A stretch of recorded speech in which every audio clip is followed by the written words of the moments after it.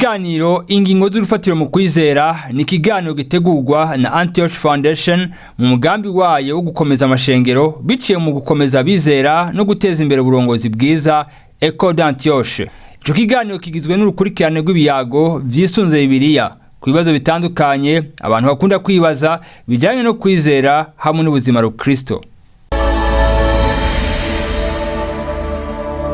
Turabahaye ikaze nshuti bakunzi mukurikirana ya hafi ikiganiro c'ingingo z'urufatiro mu kwizera. Umunsi turi ku kiyago kigira 25.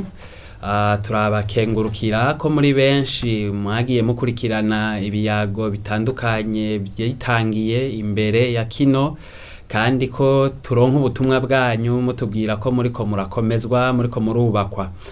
Kiyago c'uno munsi naco kirabandanya muri rwa rukurikirane rw'ibiyago tumaze imisi turiko turakora bijanye n'umubano wo mu rugo no gukomeza umubano wo mu rugo. Hama jewe ndiko ndakibashikiriza ni Yannick Ngabirano, kandi sindi jenyene. Imbere yuko ndababwira indangura kintu canke insiguro y'ikiyago c'uno munsi, nagomba mpekaze abatumire b'ikiyago c'uno munsi. Mpere kuri buryo bwanje, ndaguhaye ikaze mutumire, twidondora. Nitwa Hippolyte Ndayirukiye. Nsanzwe nkorera Imana mu ishengero rya Shamatemple, paruwasi yo muri Mukaza, yo muri Moha na Mukaza vyose. Yo muri Moha. Turafise paruwasi muri Mukaza, mugabo ndi muri Moha. Ego, ugize neza. Abamenyereye ibiyago baramaze kubona ko atari rya mbere witavye ubutumire. Turagukengurukiye. Murakoze cyane. Turi kumwe kandi n'undi mutumire ibubamfu bwanje, nawe yobidondora. Murakoze, nitwa Nadine Niyogusenga. Naje nkaba nsanzwe sengera mu ishengero rya Shamatemple muri Moha. Nadine kandi menga yubakanye na Hippolyte. Ego. Yubakanye n'uyu mugabo mubanaga imbere yacu. Okay. Turabakengurukiye n'umuryango, turabimenyereye mwino minsi, tumaze iminsi dutumira umuryango. No munsi twaronsa amahirwe yo gutumira umuryango wa Hippolyte n'umupfasoni wiwe Nadine. Umunsi ati tuyaga kubiki, tuyaga ku kiyago kijanye no gukomeza umuco wo kubana akaramata.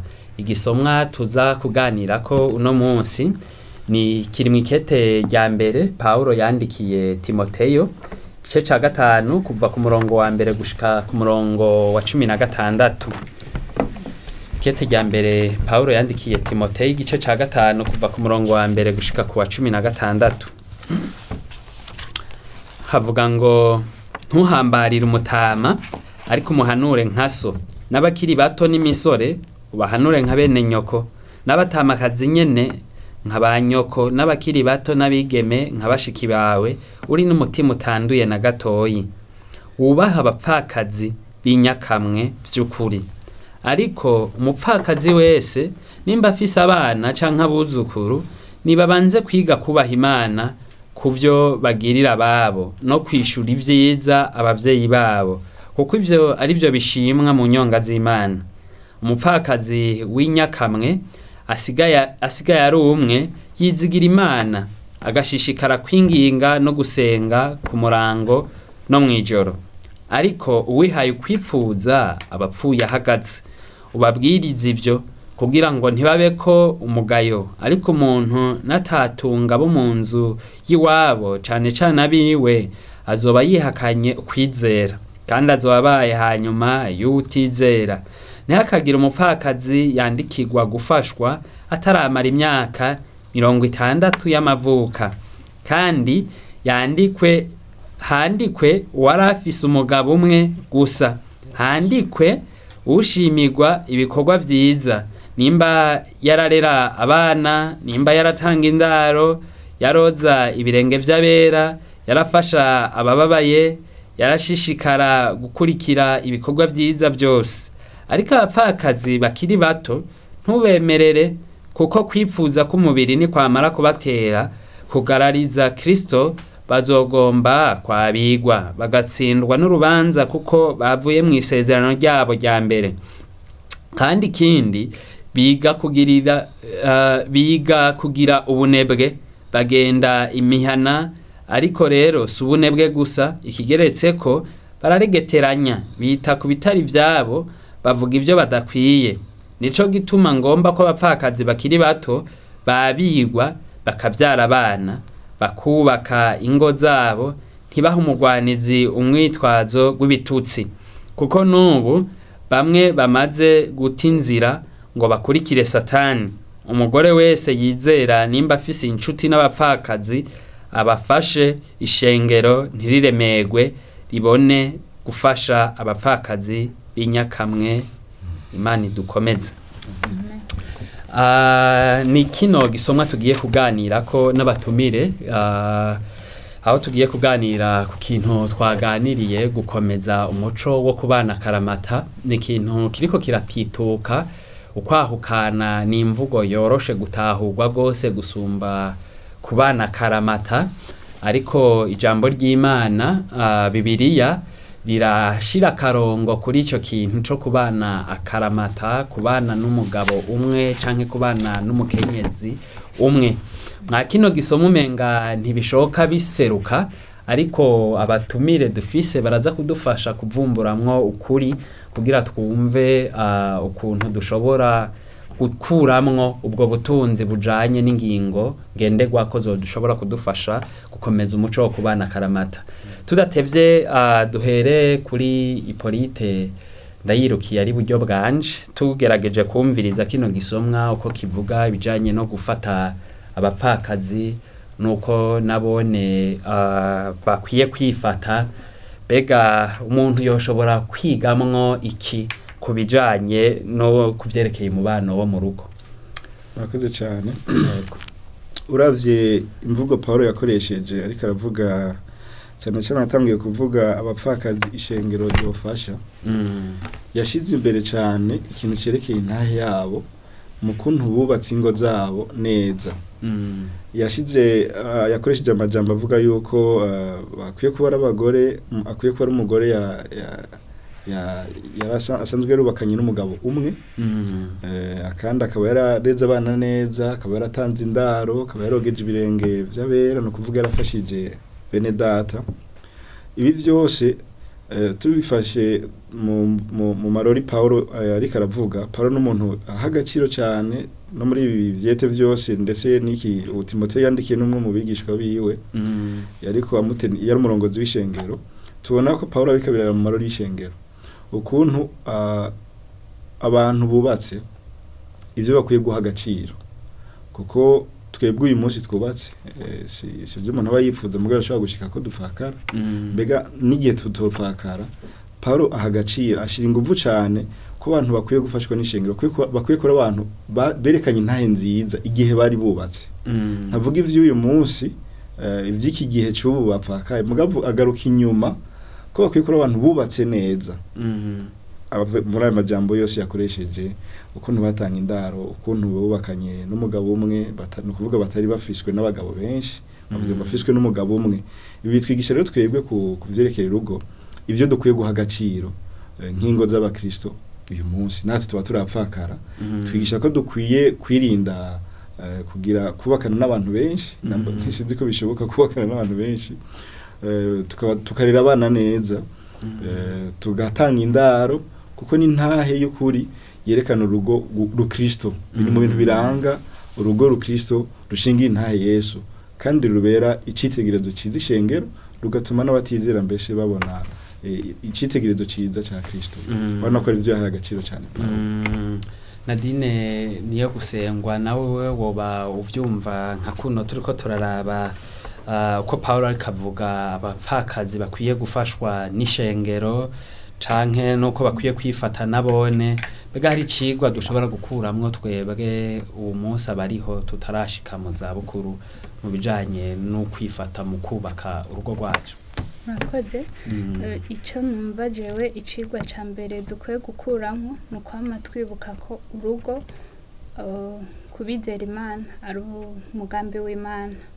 Mvuze ko ari umugambi w'Imana ni ukuvuga ko uko twifata uko tubaho mu rugo ntitubaho nk'abanezerezanya gusa, mugabo turabaho nk'umugambi w'Imana, harimwo ibi bariko baravuga ko dukwiye gutanga indaro, ko dukwiye kwitwararika inshuti zacu, abapfakazi bari mu miryango iwacu. Rero icigwa numva kirimwo ni cuko twama twibuka ko urugo twubaka ari umugambi w'Imana, kandi uwo mugambi w'Imana wagutse ushika kure, ari naho haca hazamwo izo nshuti zacu, abiwacu mu miryango dukwiye kubitwararika tukabafasha. Hanyuma muco dukwiye kindi gukuramo nuko tubikora na cane kugira ngo abo bantu abo bapfakazi ntibazoje kuremera ishengero barimo kubera ko babuze ubitwararika. Hanyuma ikindi nuko twabivuze ko turakwiye kubikora kugira ngo iryo zina ry'Imana ntidutukishe izina ry'Imana, kuko utabikoze gutyo, umuryango utabikoze gutyo, ari novuga ko aritukisha ubwiwe, mugabo kandi aratukisha n'izina ry'Imana. Ishengero arimwe baravuga batujya muntu none yubaha Imana gute, avuga ko akorera Imana gute, yubaha Imana, kandi harimo abiwabo bari bakenewe gufashwa mugabo batariko baritwarariko. Murakoze, ndabumvirije neza. Wumvirije Hippolyte aravuga ati nyabuna ishengero nk'umuryango w'impwemu wo kwizera birakwiye ko abubatsi ngo uyu munsi babaho bagendera ingingo z'urufatiro mu kwizera kwacu, kuko ari byo n'ubundi bizaba bikidufatanije na baberejo n'igihe tuzoba twarapfakaye canke dufise ubumuga kanaka mu myaka. Nubwo bumwe bwo kwizera nuko kugira ibyo dusangiye mu bujanye no gushira mu ngiro ingingo z'urufatiro mu kwizera kizodutuma tugumana nabera.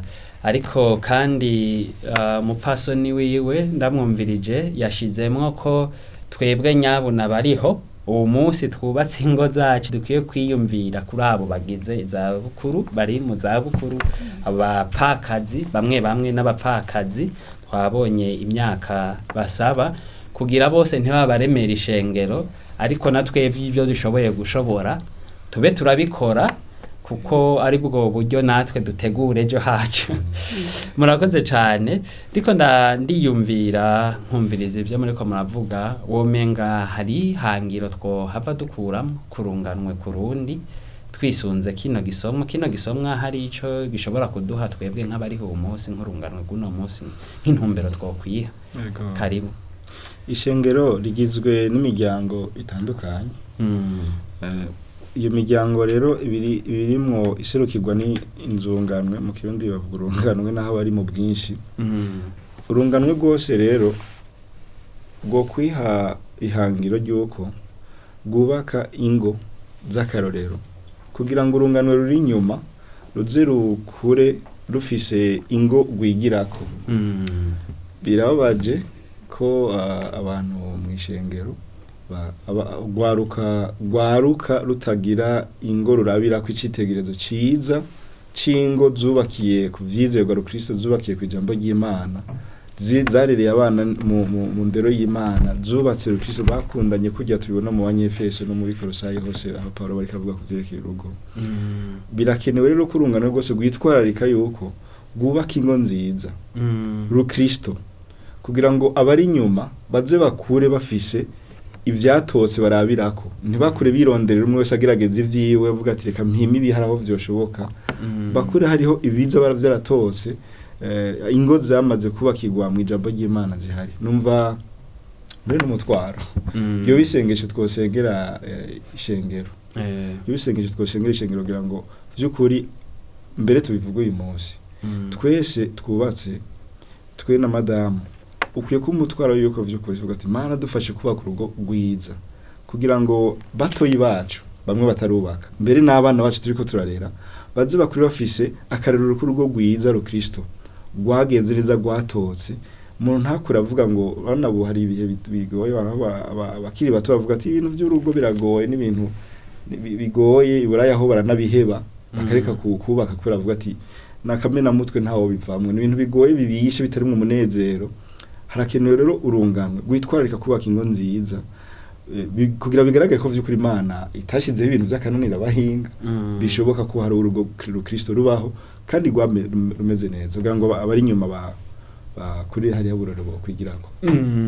Madame Nadine, ku murongo wa 14 Paulo aravuga ko abapfakazi bakiri bato bakwiye kongera kurongorwa. Pega wodusigurira impamvu hoba hari impamvu Paulo ariko arabidusigurira, sinzi ko mu muci wacu ariko tubyumva, ariko twisunze kino gisomwa Paulo ariko ashaka kuvuga iki, afise intumbero yihe? Twisunze kino gisomwa ni by'ukuri mu muci wacu siko bisanzwe biri, umenga uwapfakaye hanyuma agasubira akarongorwa. Hari aho usanga umuntu abifashe, bamwe babifashe ukundi, ukamenga hamwe habayemo intege nke z'umubiri, byananiwe ko yihangana, byamunaniye kubandanya ari wenyene. Mugabo Paulo yashaka kuvuga ko hakuwo muntu yiremereza kuja mu ngeso mbi canke akishira mu mutego wo kuba wikwegera, donc guha umubiri abantu batandukanye, yorongorwa akagira umuntu umwe yitiririrwa kugira ngo bimurinde kuja mu buhumbu. Hanyuma ikindi cyane ko baba bakiri bato, ko baba bakiri bato. Hanyuma ikindi kirimwo Paulo yashaka kuvuga ngaha nuko bari abagore bakiri batoyi bagifise inkomezi zo n'umwete n'inguvu zo kurera abana babo. Rero aba bagore ko barongorwa bakarera abana babo, byaraba novuga ko bibafatira, kuko urugo rurafatira, abana barafatira, kurera abana, kubigisha ijambo ry'Imana, cyane cyane kubarerera muri wa mugambi Kristo yatubarira, muri ya ntumbero Kristo yaduhaye. Rero birasaba ko aba bagore, uravye no muri ico gisomwa, hari ahantu yavuze ko baca bagira ingeso mbi, bagatangura kuja hirya no hino, kwita mu bitabaraba, ngo kuregeteranya. Ni ivy'ukuri kubera yuko uwo muntu ataba afise, cyane cyane ko atari afise n'umurongozi wiwe hejuru yiwe amuha umurongo, yakora ibintu ko avyumva. Rero mugabo afise yasubiye akarongorwa, akagira umugabo uburongozi buri hejuru yiwe, akaronka n'ibimufatira kurera abana, ni ico novuga yari karashiramo inguvu cyane. Ikindi carimwo nuko yanka ko bishira hiryo sezerano ryuko batazorongorwa, bakifatira, bakishira nk'akagozi mwizosi, kandi kumburejo imibiri yabo bishobora kubagora, hanyuma bakazokenera kubaka. Sinzi ko hari ico yokongera ko Hippolyte. Paulo turabona ariko ahanura abagore bakiri bato ko basubira kubaka izabo. Hari insiguro, hoba hari igituma ariko arabivuga mu majambo avunaguye? Yabivuze neza, yabivuze neza mbere. Nyamukuru nuko abagore bakiri bato bapfakaye bakiri bato bagifakara bagiye mu igeragezwa, ni gute bwa mbere baza kwihangana. Abantu bakiri bato bafite imibiri gikora, gishoboye gukora ivyo abubatse, birashobora rero kubagora ico gihe cyose imibiri bishoboye. Hanyuma ni gute baza kwihangana, ikibazo kitoroshe, na cyane cyane ko barigeze kubaka. Rero Paulo muri wa mwitwariko wiwe wuko intahe y'ishengero itononekara, abatera intege kubaka ingo, gusubira kurongorwa, kuko nta cagezwe baba baciyemo. Gusubira kurongorwa warapfakaye, Bibiliya ntibibuza, ibuza kubakana na babiri bose bazima. Mugabo warapfakaye, biremewe gusubira kuba. Atera intege rero ko basubira kuba kugira ngo ubwa mbere bave muri iryo geragezwa ryo kuzavatwagwa n'umubiri bakaja mu buhumbu nkuko yabivuze. Icya kabiri, kugira ngo baronke ibibafatira, ntibagire umwanya mwinshi, batagira ico bakoresha, bagabo basanga bagiye muri ibi yavuze byo kuregetereza, byo mu bintu bitabaraba, no kuvuga mu saku canke mu kuvuga abandi, umuntu agasanga vyononye intahe yabo, ishengero rigatukwa canke bikagaragaza kuri yuko atari korashinga intahe nziza ibereye ubukristo. Turi ngaha ku murongo w'icenda kandi Paulo ariko aravuga aba bagore bakwiye gufashwa abapfakazi arashiramo akantu kuko akwiriye kuba umuntu yari afiswe n'umugabo umwe. Mbega kuba umugore yubatse n'umugabo umwe ni ivyankenerwa cyane. Yesu rero bivuze ubwiwe. Yego. Yariko bari bamubajije ikibazo cerekeye cyo ibijyanye no kwahukana. Yego. Hanyuma yarabitomoye yuko iyo umuntu yubatse abafise ababoshwe abahambiriwe n'icagezwe cy'ububakanye. Icyo cagezwe agihamburugwa igiho bubakanye apfuye. Kuvuga iyo uwo bubakanye apfuye nta cagezwe kiba kikimufatira cyo mubuza kubakana n'uwundi.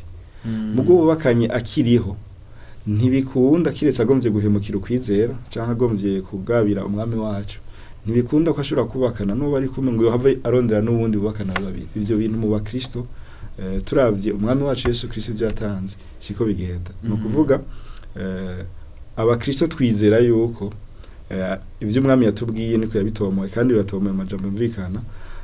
Umuntu akwiye kubakana n'umugabo canke n'umugore umwe. Ivyo bihinduka igihe umwe muri abo apfuye. Baravyumviye ariko barahezagira ubugeni bavuga ngo urupfu nigo kugeza dutandukanijwe n'urupfu.